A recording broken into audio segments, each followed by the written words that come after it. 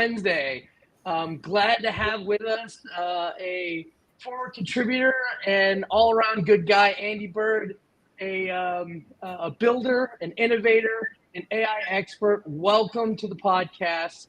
And today we're talking about something that I know is near and dear to your heart, about AI and how AI is offering a whole new perspective of what enterprises can do in digital transformation. So welcome to the podcast, Andy.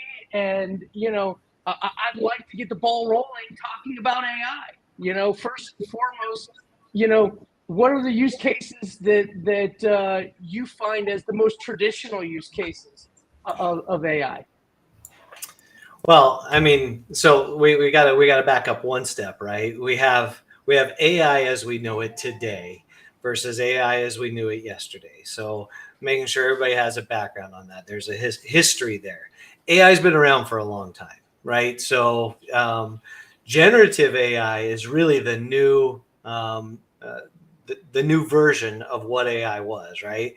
And in a lot of ways, if we were to define it correctly, it's emulated intelligence, right? I have an algorithm that runs on a data set and I determine information based upon that, all the way down to even how we use language. So that is fantastic. The narrative that we hear in the general populace is that AI is going to impact several areas of the business.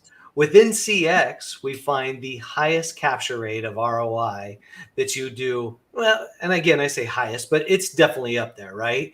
Where it's the most optimized. And then subset under CX, then we find the customer journey and the different areas in that customer journey where AI is applicable.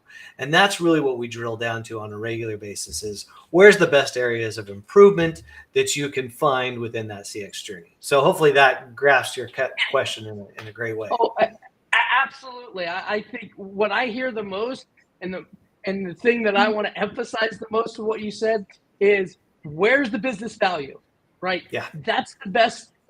And again, when you're doing digital transformation using AI or not using AI, the same is true. It's all about the business case. David, what about you and your journeys as an expert? Where do you find, what's traditional about AI, right? Yeah. So just to kind of add or emphasize what Andy was talking about, I think if you summarize even what he said, it really is determined by accessibility. It is now more accessible to more people. More people are understanding. It used to be data scientists that knew about AI, but the generative aspect, the advent in late 2022 of ChatGPT, not only brought an awareness, but an accessibility. And now there's a plethora of options out there. So no time in history has been like it is right now. And essentially, if you look at the landscape of where AI is even going with video and text and speech and emulating people that look like they're live, but they're not live. There's a whole serious implication that, we could go off on a tangent and talk about that. But by and large, I think that the business value really lies in the company's ability to understand. This is kind of a precursor where companies are going to quickly very much realize this is the case with automation too. But this takes this hyper automation / hyper problem or challenge to solve even greater. A lot of companies do not have good documented processes. They do what they do, but business changes on a dime. They forget to document it. The process changes. Nobody seems to know what has happened. And when you start trying to go down the road of generative AI, weaving it into automation to enable hyper automation with AI or even generative AI, you start to find the holes in the boat very quickly. So it's really about plugging that. Andy, I know you've had a lot of high-level positions and things. Kind of talk to folks a little bit about, their process optimization and how that's so important to make sure they have a good, solid foundation, because without it, implementing generative AI might be a little bit more challenging than what one might even think. Well, that seems to be one of the big misnomers, right? Is I implement generative AI and I solve for other issues, bad documentation, poor data, and lack of process, to your point earlier. And that's just not the case with the way AI works. Again, you're taking information and you're relaying that information. And so I go back to the narrative, right? AI is going to impact all of us in a multitude of ways. Everything from the finance sector to think about doing your expenses, right? At some point in time, there is an AI company, I might know one, that is doing expenses, right, with AI. So imagine that you're out and you're doing your flights and your meals and whatnot, and does your expenses for you. Paralegal work, it's going to impact there. But the outcomes and the return on that are not quite as important as they are in the CX world, right? We just see a higher value and outcome there. So going back to your question, I mean, at the end of the day, we're going to see AI hit each one of those areas, but you have to have the appropriate data set and process in place in order for it to be optimized. And when we're talking about efficiency gains, a 4% versus an 8% efficiency gain, let's just say on the front end for call containment, right? If we were to take that, or interaction containment, I should say, which is a better way of putting it, if we were to talk about that containment and we get a difference between 4 and 8%, that could be worth millions of dollars a month to many, many customers. Yeah. So having that back end information is critical. It's key. Also implementing the right LLMs, doing the right RAG models, but there's even AI that I've seen as of late that can do multiple pings to multiple multiple LLMs, and they're running AI on top of AI to determine which is the best answer, or consolidating that answer from the 3 different answers that they get. And that gets us down into a whole nother rabbit hole of how you prompt engineer appropriately these different, whether it's Gemini 1.5, Claude 3, whatever it is today, 3.5, I believe it is, ChatGPT 4.0, etc., Dolphin 2.5. It doesn't matter which one it is. That prompt engineering becomes really, really huge. And then you got to determine what type of information. And they're all censored, by the way. They're all filtered and they're all censored to some degree. The Dan model, if you guys know what the Dan model is, the Dan model, it probably is eradicated. Once we found out how to do the Dan model, and for your audience that doesn't know, that's the do anything now. That was taking out the filtration and the censorship to do anything now. That might have helped, David, to your question, with having bad data, because usually utilizing the Dan model would allow for you to essentially obfuscate or just find truth within the data. But those things are being obfuscated even now, as we see with AI. But that doesn't mean we can't leverage it in another way. Yeah. So, well, I absolutely agree. I mean, the one thing that I want to make sure when we're talking about the tides of AI, I remember a decade ago working with a Fortune 50 telco company, building correlation models, root cause analysis, clustering to create incident tickets to reduce service level outage containment. So, a lot of people are like, "Oh, this is new." It's not, right? To your point earlier, like, the bang for your buck is getting better. So that means that, like, to your point on expense generation, maybe that isn't the biggest bang for the buck now, but I could certainly envision every tool that you have is going to have some kind of AI guide to it, and it's going to do more and more of that heavy lifting, because that saves the consumer, the user, so much time and effort and confusion, whether it be a phone call, whether it be a ticket, whether it be a chat message. The end of the day is having AI to do the things that nobody wants to do is really the end goal. And it has been that goal since people figured out, wait a second, this person pushing paper is costing too much money. What can we do about that? Or, hey, this guy that I hired isn't working out, and I can't hire somebody to replace him. The old fog of mirror discussion of quality of employees is replaced with, hey, maybe AI can help us on some of these things that you don't need skill to. But I am the first proponent to say, like, it will never replace the experts. It will never replace the people who come in and make business value.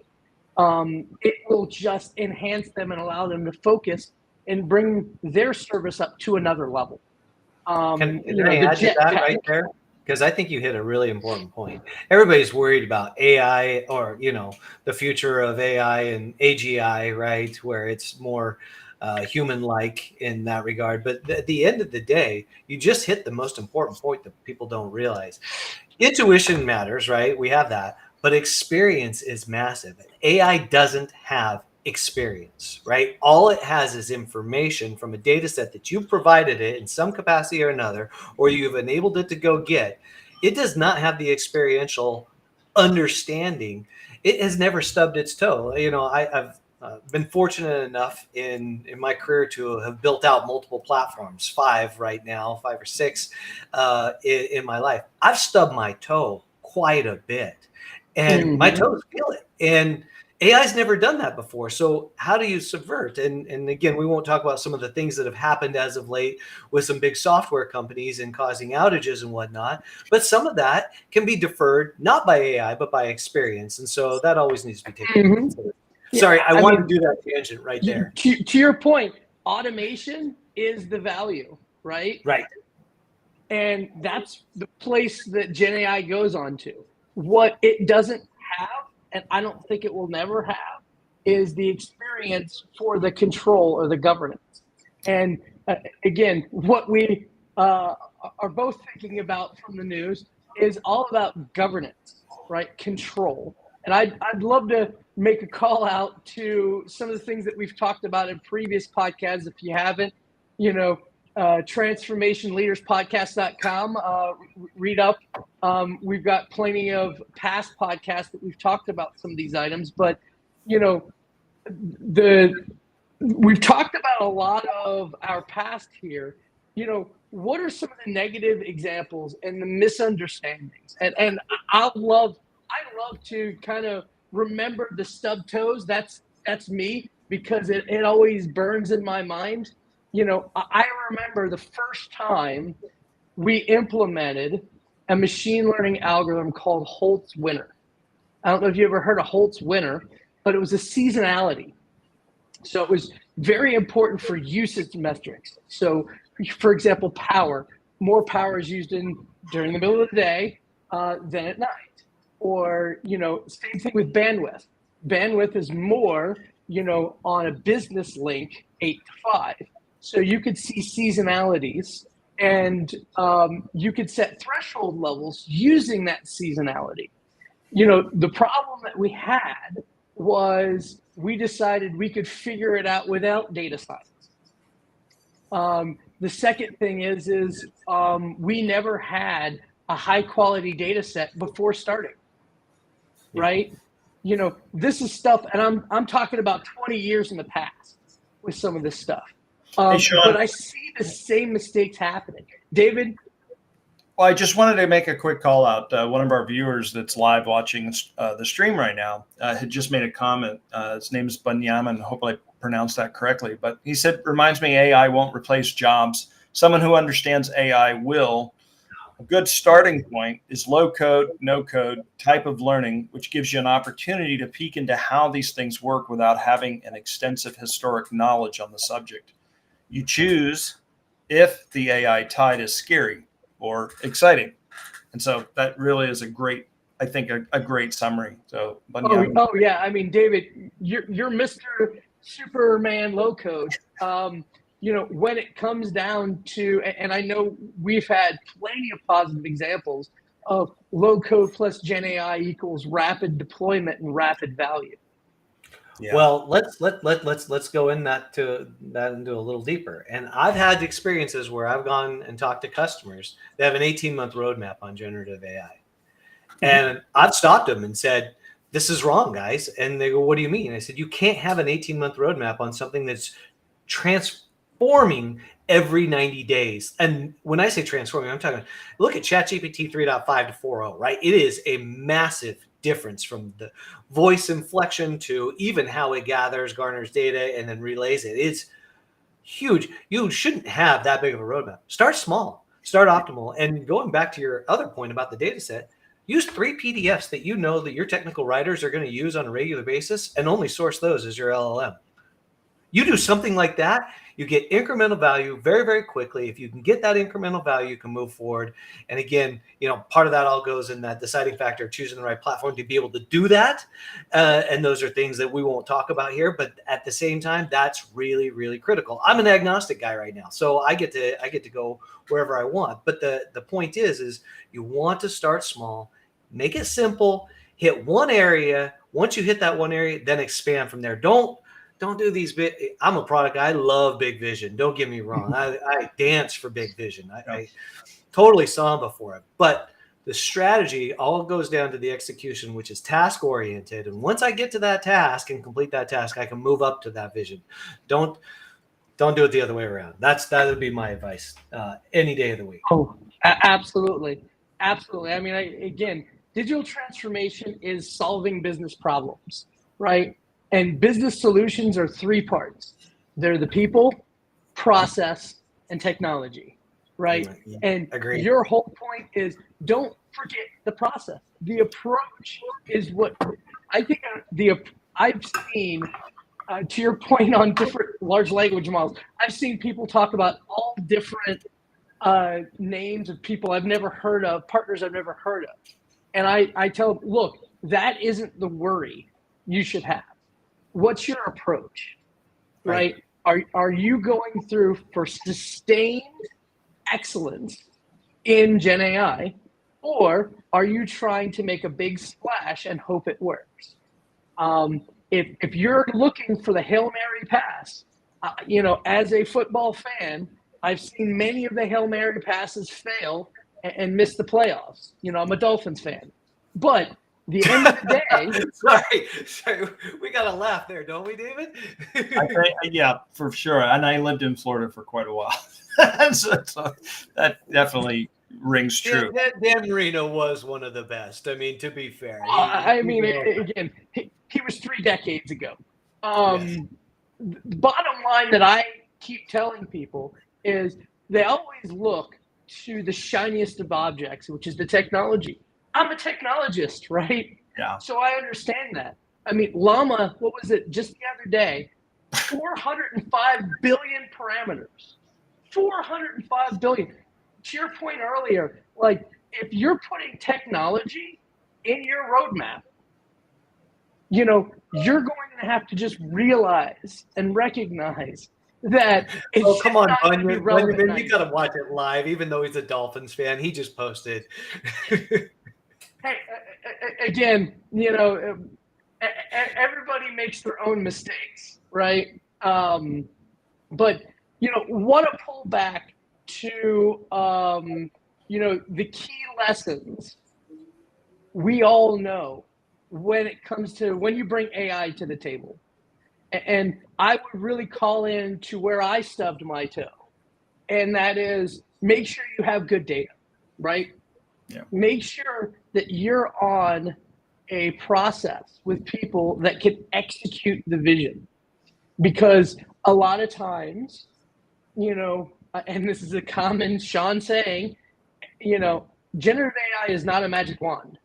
It is a technology. It's not even a product. A lot of people think that you could just spread, like spreading Nutella on anything. Oh, it tastes great. It doesn't work that way. Andy? Yeah, no, I totally agree. Well, you asked for an example. I just recently was talking to a customer who implemented generative AI in the front end of the virtual assistant. And when they implemented it, the callers that called in, everything went fine for a period of time. And then they were playing around with how the LLM model works, and they were doing some different prompting to make it sound more professional or less.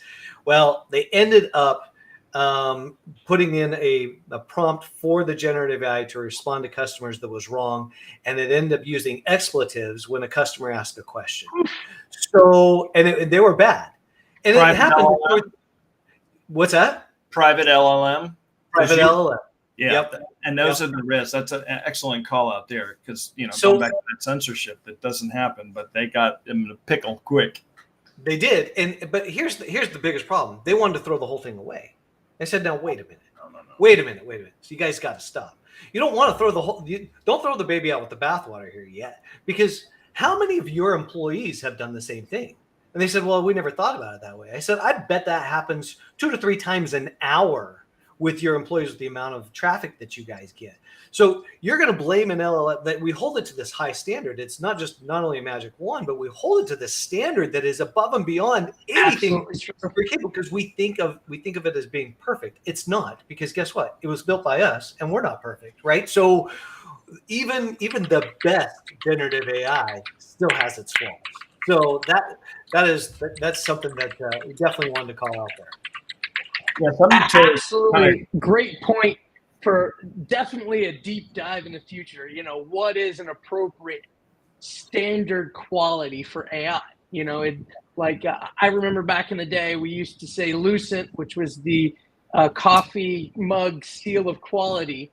Yeah, they paid $35 million for that logo. I worked there.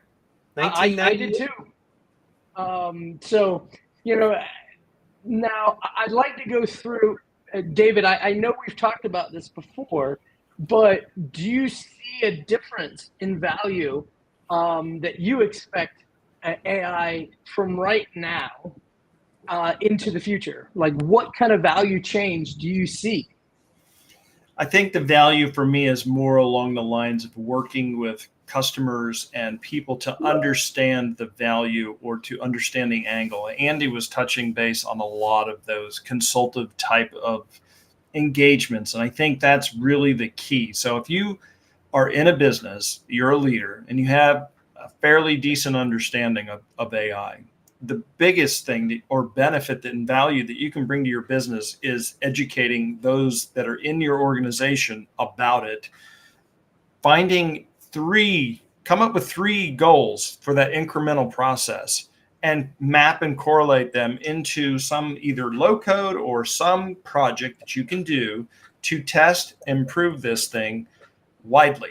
The other thing that I would call out to folks at the very top of the organization, when you're trying to wrap your head around this and figure out next steps, yes, generative AI is, the next ebb and flow of the tide of this AI thing.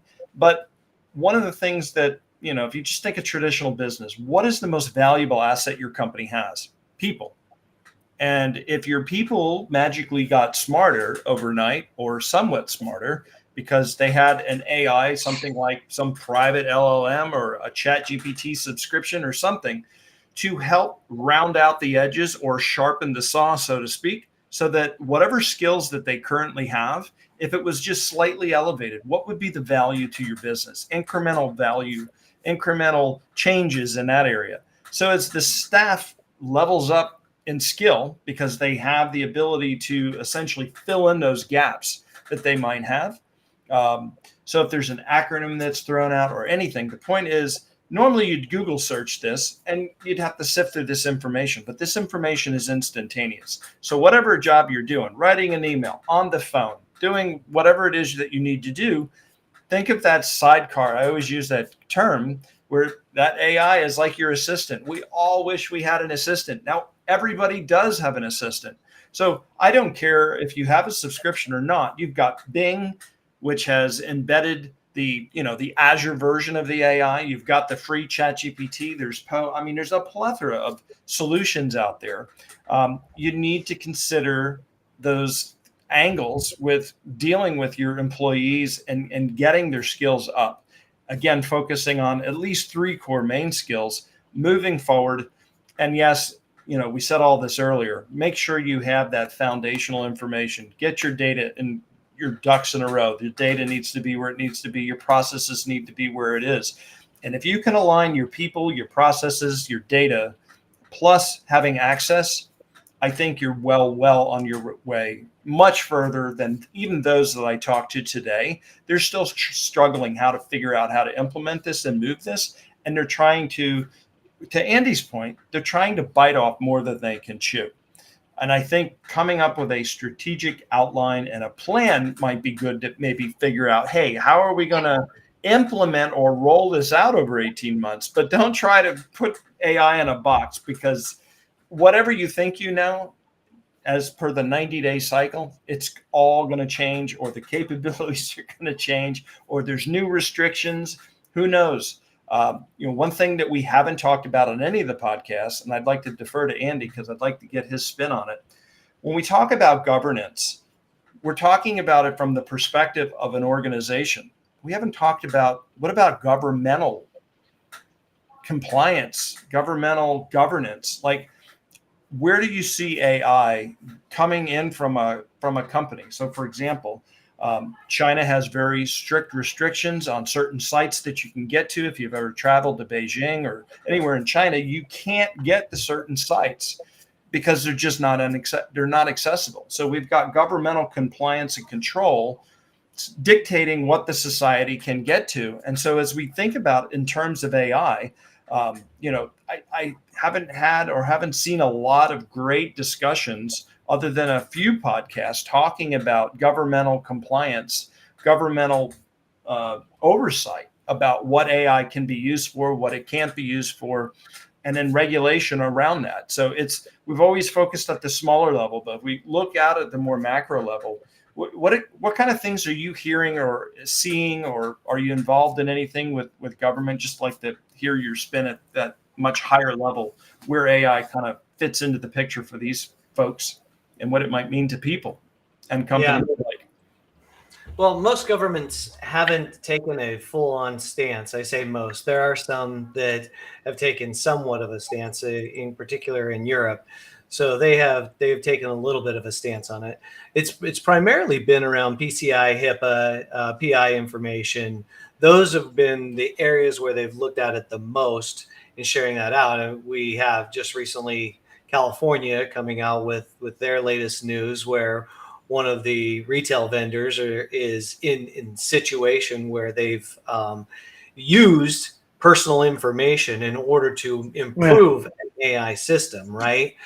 And that is not allowed in California, and every state is even different in that regard. So we haven't seen a consensus yet from a government perspective in regulation of this, but the censorship does still exist. So there is another layer of the government, and again, not going down this rabbit hole at all, because this is a deeper one, I'm sure, but there is it's not a top level, it's not a layer of government that we have visibility into. It's the layer 2, where you've got things like HIPAA and PCI compliance. Those are being done by the agencies, and they're subjecting. And again, we're seeing one of the first lawsuits just come out. What was it, Monday of this week? Come out against AI. And so it will be those that will start to dictate and put this more in front of governmental agencies. And again, depending on where you stand on this particular issue, it's something to be aware of. But the censorship, I mean, we talked about Dan earlier, the censorship is there. So despite what the data says and being truthful, there's still a narrative that's being told, which again, going back to the previous point, we can take advantage of and utilize today. Because if I can give a script to somebody who's taking an interaction and give them the right script, then to your point, David, I've just raised them up 2 levels from what they were going to say initially. So, again, I wish I could say more about where the government is stepping in, or governments, I should say, because it is a worldwide phenomenon. But I think they will ultimately get more involved at some point.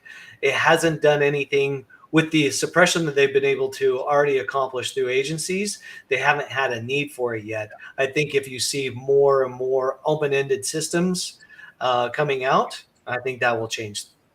Yeah, I mean, I see this as very much Internet 2.0, right? That's kind of what we're seeing, because I remember back in the day, and maybe Andy, David, you remember Sarbanes-Oxley, right? When Sarbanes-Oxley hit, then we sold things like internet proxies, right, for governance.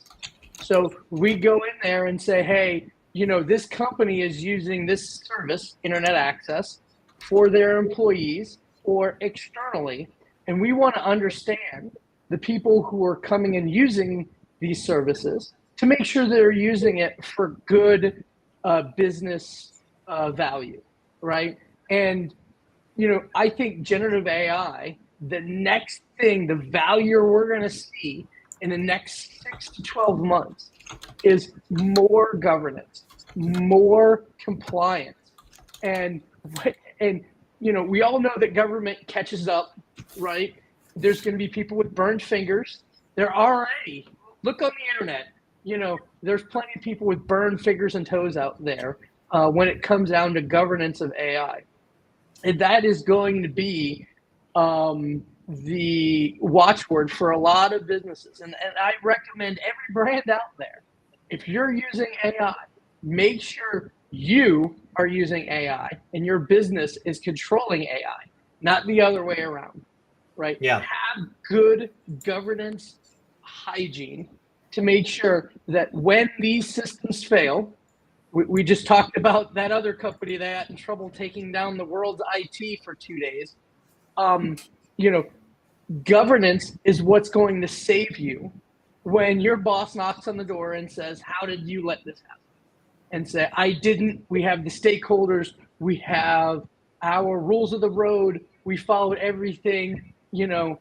People could forgive a black swan event, which is they happen, but they won't be able to forgive you when you were complacent. So governance, compliance. I think the next 6 to 12 months, I think that's going to be the majority of the conversations I hear about brands when they talk about generative AI. I think they know the technology works. They know that there's value there. But there is still a lot of naysayers out there who are very worried. There are cyber insurance providers who are putting, the screws onto these brands and saying, if you want your insurance, you're going to have to do these things. And that as every new technology is adopted, there's going to be this kind of layer. So, I want to continue the conversation, because one thing that I think we've done a disservice in this channel talking about is that verticalization of AI, right? When it comes down to it, a healthcare using an AI and a retail using an AI and a telco using AI may be completely different rules. And, as we're talking about the tides, some boats are bigger than others and the tide's not going to rise them, So I'm seeing a lot of businesses that have HIPAA compliancy questions, PCI compliance issues, PII, these kind of things. The more that they worry about those acronyms, the more that they are lagging behind. Are you, I'll start with Andy. Andy, are you seeing clients in that same thing? Verticalization is really showing the aptitude and acceleration and adoption of Gen AI. Yeah, definitely in finance, fintech, healthcare, retail. The verticalization is massive. What's really, really interesting is when you talk to a lot of customers, or you're on the boards, or you're with the folks. The people who are in the room now are broader than they've ever been. So I've been in this industry for too long to even want to mention here, because then everybody will know how old I am. But the idea is, it used to be the CIO, CTO, and their folks, right? Those were the people that you were talking to on a regular basis. Now I've got VP of sales in there. I've got the chief marketing officer in there. And the most important usually is the CISO, right? The chief security officer being in the room, going back to a previous point. And they are dictating and helping align. Everybody was worried about hallucinations. Hallucinations are the least of your worries. I mean, they really, really are. Giving wrong information once or twice is one thing. It's these other underlying issues that you need to be mindful of. And so jailbreaking. Yeah, they really can be. But that's why you start small. You start concise. You know what you're doing. You start with the easy stuff too. I mean, get the easy stuff out of the way, and then you can work into the more complex instead of the other way around, right? That is always a good path to go. But in those verticals, we do see a higher adoption with some of those verticals that you mentioned. I mean, healthcare and banking are really stepping up to plate, and retail's not far behind. I mean, we can talk about even international retail. Some of the big articles that they published were so impactful to the industry, say in March, right? That it transformed a lot of different things. So you mentioned the top three. I think there's more up and coming. Ironically, manufacturing is going to come up on that list. We're going to see more in the public sector. So you're going to see more and more of that. But I think the top three you've already hit. And it's easier to do obfuscation of personal information with AI when done correctly and when doing it systematically. You talk about people and process. We need that people and process to BC's point. I'm going to call him BC, who's in the chat here, because if I say his name wrong, I'll feel bad. But if you implement it with people and process and do that systematically, boy, the outcomes you're going to get those outcomes. You might get them incremental at first, but overall they're going to pay off. So making sure that you're HIPAA compliant, making sure PII, making sure you're obfuscating the data that you need to obfuscate is massive. And then how you use that data and where it goes. Again, going back to the lawsuit that's going on currently here in the U.S. in California in particular, right? That you got to be mindful of that, and that really comes to integrity, and integrity comes from people and process. So that governance usually is guided, and those guardrails are set up by having an appropriate process of how you implement things. David, verticalization, I know a lot of the things that we've talked about in the past have been like, focus on internal before external, right? So it's almost verticalized proof. But, where do you see when you start making AI focus outward? What are the verticals that you see most applicable immediately? I think for me, as far as dealing with all of the verticals, this then comes down to, especially when you start talking about outside the organization. So whatever value is for their existence, whether it's a product or a service or whatever it might be, it's going to come down to customer satisfaction. And so this, irregardless of verticalization, is going to ring true for any and all verticals. Like we listed top 3 or 4 verticals here. But when we start getting into these types of things, it's like saying that what industries are computers good for? In today's day and age, everybody uses a computer if you own a business. So this type of AI, generally speaking, CSAT, evaluative type of scenarios where you're looking at margin, cost control, and this is where generative AI, if prompted accurately, and if you have good data, so this is all coming full circle again, you can then get really great algorithmic type of results from it with very specific prompts. And then you build those prompts in such a way to where you create aggregate, I'm getting very geeky, data sets or information that you can then evaluate, average out, and essentially do things that are more investigative type of reporting as opposed to empirical data, just numerical values. Because if you have an algorithm behind it and then ask the question, is this algorithm the right algorithm? What are some other perspectives that I can do this math with this goal? I'm trying to figure out or solve this problem or monitor this outcome. When you start asking generative AI, and this goes back to that earlier comment I made about taking your skill set and leveling up, because we all get stuck in a rut. As humans, we're very deterministic in our patterns and what we do in our daily lives, especially if we know it works and there's success in it. Why rock the boat? Why go outside the box? And so when you're dealing with these types of things externally, look at your process, look at what you're doing, but ask generative AI if there's another angle, if there's another perspective, if there's another, what am I missing even? And just play with the data, play with what you've got. And I guarantee you will find something quite interesting of insight that you didn't look at, a different perspective, and that light bulb moment is going to come on. You group, you have everybody do that. In business, we always have, or even, I don't know, I think everybody has at one point or another read Stephen Covey, The Sharpening of the Saw, Step 7. And that's the same thing here, where just because you have something that works doesn't mean that's the end all be all. Generative AI is now providing this opportunity to take what's working and even make it better. And I think a lot of people miss that key step. Yes. Is, oh, well, we just use it to solve a problem. Well, sometimes you don't know that you have a problem.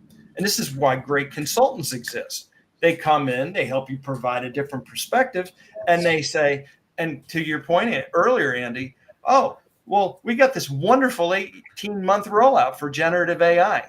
And he's like, no, you don't. Yeah. And so, what do you mean? And it's like, they're like,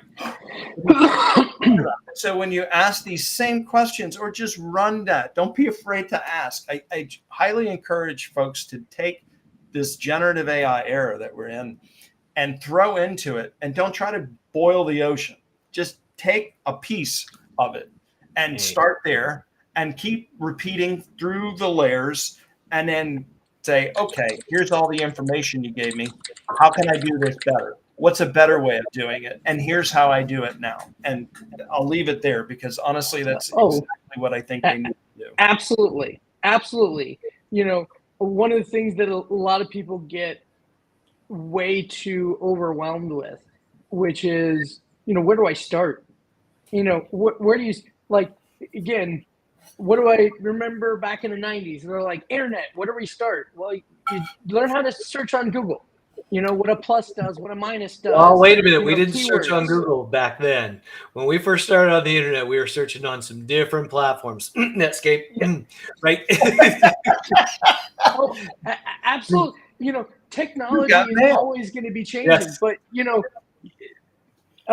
David, to your point, you know, learning how to just pull up a prompt and interact with it and see where the value, personal value, outside of business, personal value, and having that assistant. Now, one of the things that I definitely wanted to cover in this call, with the tides of AI being the way that they are, is what about the businesses out there that feel like they're being left out, right? Because they're not digital businesses, they're physical brick and mortar businesses. You know, I know I've walked into, you know, your department stores, right? And, you know, there's not many people walking around nowadays. You know, this is a lot of the questions for those physical domain businesses. How can AI help us get our business going?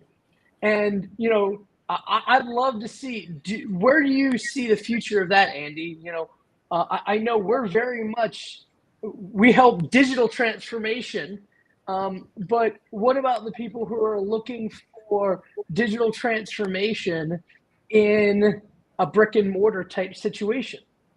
Well, brick and mortar, and if you don't mind, I'd like to add to that. I said manufacturing earlier. Yes. Internal processes for manufacturing. So, and I'm going to talk light manufacturing right now, because I could go into, you know, how they create limestone for bricklayers type of a situation. But I'm a big four-wheeling guy, so I like to buy expensive vehicles and then take them out onto the rocks and see if I can damage them, or at least climb over those rocks. Either way, it's delightful. It's a good time. But there's a lot of manufacturers that do the welding. They build the bumpers, they build the rock, the rails, the sliders, etc.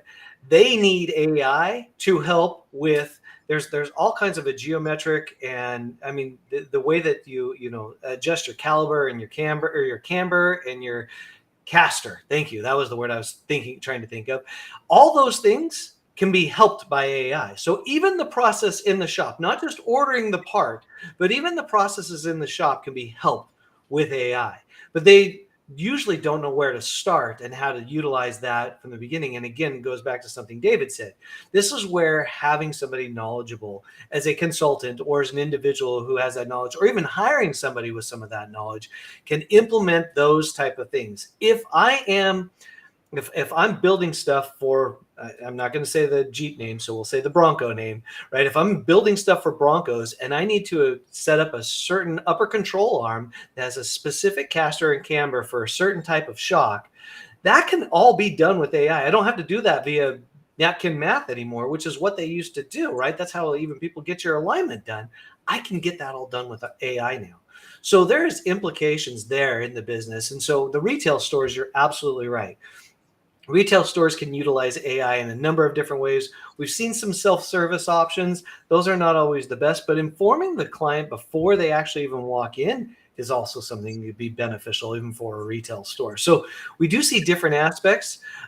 Just recently, there's a restaurant that actually had a robot deliver the food. I don't know if you've ever seen this before, but it has like 3 trays and they will come and bring it to you.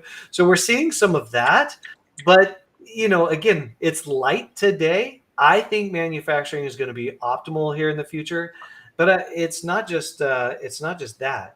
The accounting firms, the paralegal firms that I mentioned earlier, they're going to see some optimization. But even the local flower shop, in trying to pan out and look at their entire budget for the year and what they need to bring in, where they need to source it from, AI can help with that too.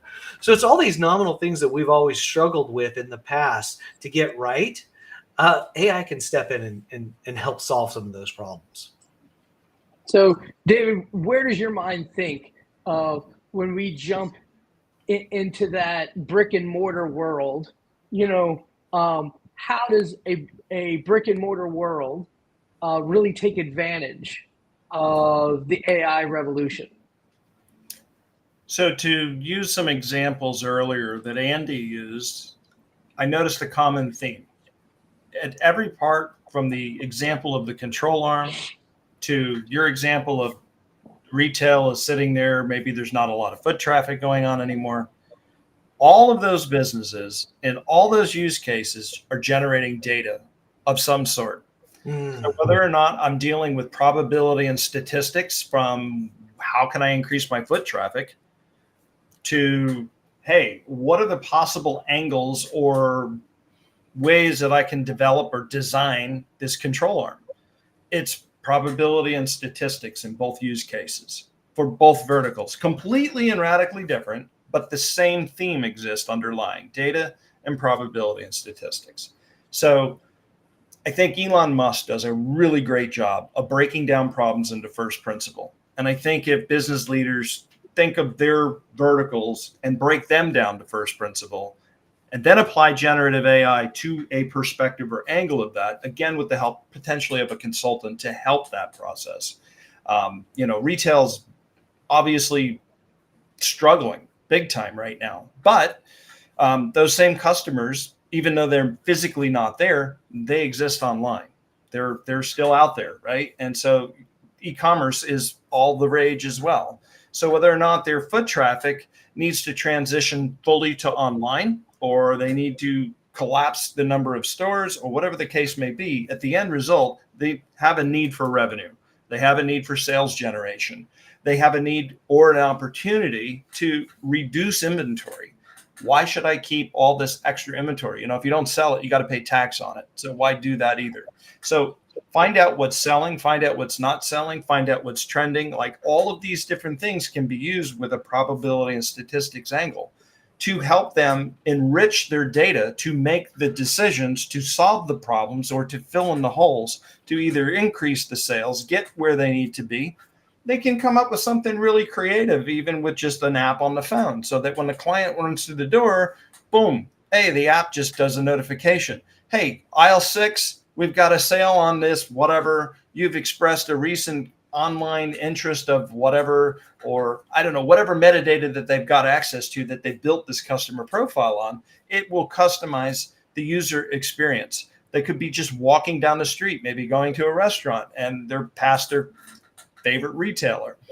The retailer says, hey, you're within literally 500 feet from this really cool whatever. Why don't you stop on by?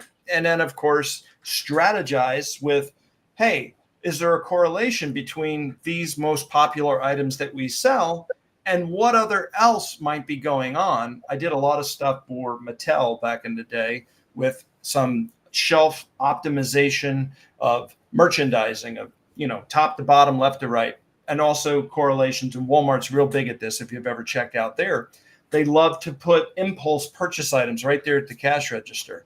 So the whole point of evaluating in this theme of probability and statistics helps with merchandising. It helps with trying to figure out where the customer's at. and to help them build a better user experience that is a no-brainer, because that's what you want to do. You want to take that decision process away from the customer and just go, ooh, yes, now. And that'll result in higher revenue. So I think this is really kind of the angle that leaders should be thinking, or approach, or strategy to take, because I think at the end of the day, we're all looking for increased revenue. I don't care what business you're in. If you don't have any money, you're going out of business. I mean, I'd like to call out real quick, whether it's the sales floor or it's in the shop floor, everybody has one of these, someone near it, right? So, maybe your shop guy, Andy, to your point, you can go through it and look at the wheel well, and it could tell you the angle's not right, dude, right? That's helps with quality. Yeah. David, to your point, I have this when I'm being dragged to the department store by my wife, and I typically leave an app open, right?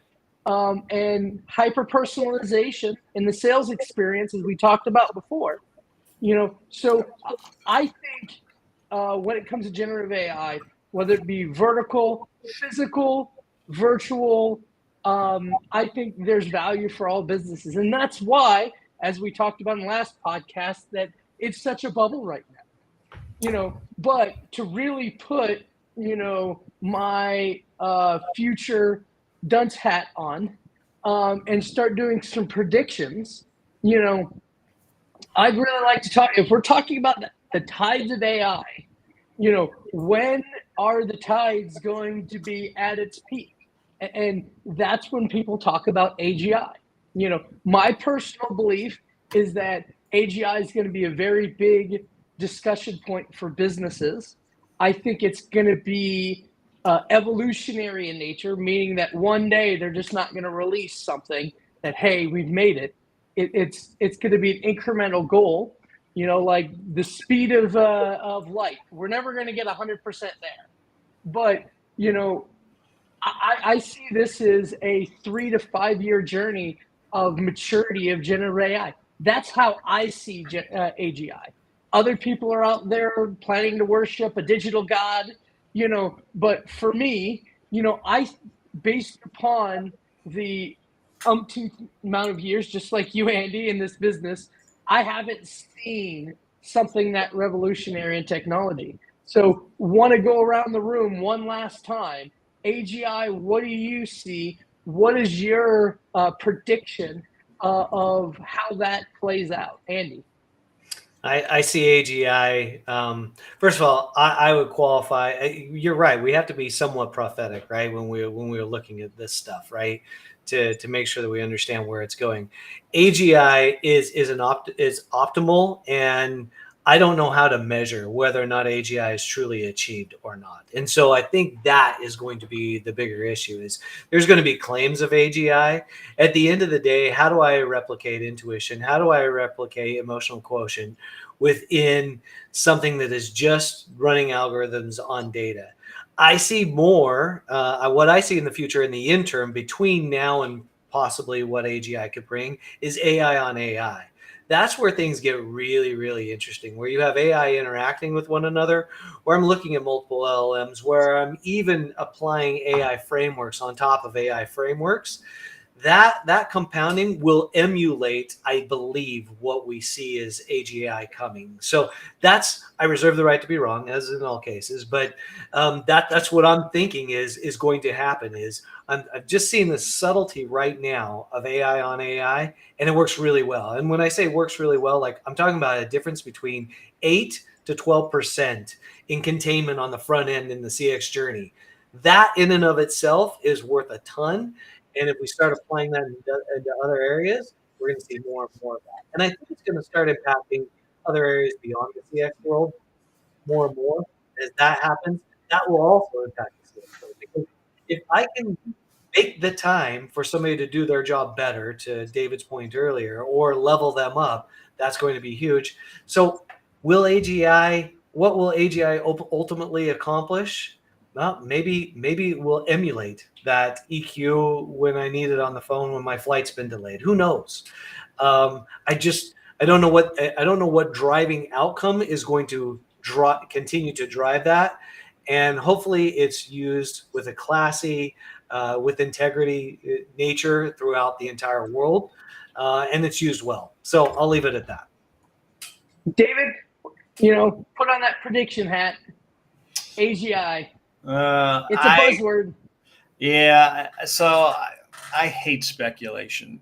I try to ground it in reality. And to me, I think AGI means something different to everybody. If you look at define what is a sentient being? What is a human being? And what makes them intelligent? And where does that intelligence lie? And you start asking these questions. And if you just look at even the three of us from our unique experiences, our perspectives, we share common ideas and thought patterns, but we also have areas of specialty, areas of expertise. And when I think of AGI and AI in general, I think each industry, each person, it's going to mean something different to them, or their measurement or litmus test. Is this artificial general intelligence, or is this some variation of it? For me, the takeaway is if it does everything I need it to do, and I'm personally satisfied because it's doing and answering every hole and fulfilling my need, okay, I would maybe consider that on the path of or near AGI. If you start asking it a question and it gets emotionally one way or the other, okay, maybe that's generative or AGI. But I think by and large, if you take the emotion portion out of it, because the effectiveness of what it can or can't do for you or me or them or whoever it may be, it really comes down to, look, what are your goals? Can I use it to accomplish what I need to do? And can it make me do whatever it is that I do better? To me, that's either leading towards generative AI or is generative AI in and of itself. And argumentatively, I think emotion probably will play the biggest quotient into that equation of whatever that means to you or whoever's evaluating that question for themselves. Yeah. So I really appreciate the great conversation. Andy, welcome. Anytime you want to talk to us, love to have you. Great conversation and your insights. Want to call out and thank him for joining us. Look and check out his LinkedIn. Really happy to go through this with you two today. David, do you want to talk a little bit about our website? Maybe some sponsorship opportunities? Yeah, sure. So everybody can check us out in a bunch of channels. Each of us have our profiles on LinkedIn. We have a website at transformationleaderspodcast.com. If you take that same keyword, Transformation Leaders Podcast, just go to youtube.com at Transformation Leaders Podcast. There you'll find all of our previous podcasts, and those are also available online as well. Anytime that you want to stop by and see us every Wednesday, we stream at noon Eastern Standard Time. So I just again want to thank Andy and Shawn for being with us today, and we look forward to seeing you on